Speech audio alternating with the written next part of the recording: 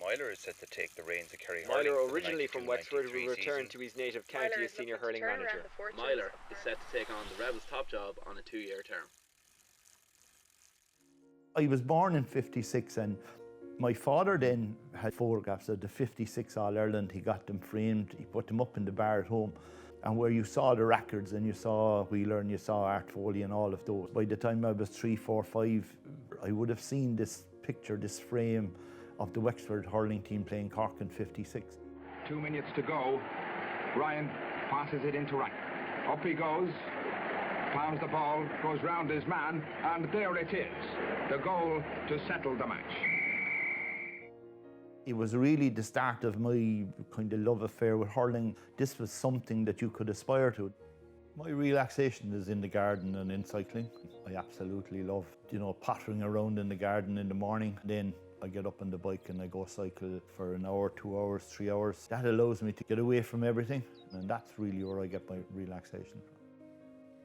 I came here in '74 and studied chemistry in UCC, and met a Cork woman, stayed here and never went home. And in 1980 I decided to sign with St Finbarr's, and then I was asked in '83 to, would I play for Cork. I saw it as an opportunity to try and win an All-Ireland medal. It's a compliment, it's a challenge, but I've embraced any challenge I've faced. And I've had huge challenges. '83 in Páirc Uí Chaoimh, and we were all brought out into the middle of the pitch before the All-Ireland semi-final against Galway. 24 names were called out, or 2 weren't.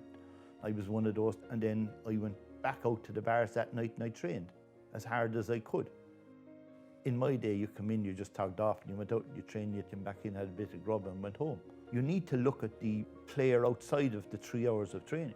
Looking after a player outside of training is probably more important than actually training itself. The whole holistic picture is the psychological edge.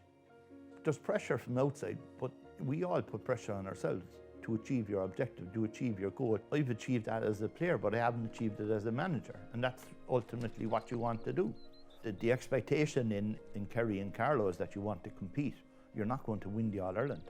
The expectation in Wexford and Cork is that you need to win the All-Ireland, and that's the bottom line. The buck stops with the manager. If you win, you're right. If you don't, you're wrong. And ultimately, there are only 2 types of managers, those that are about to be fired and those that are fired. So you know what's coming if you don't win, and success is demanded, and that's it.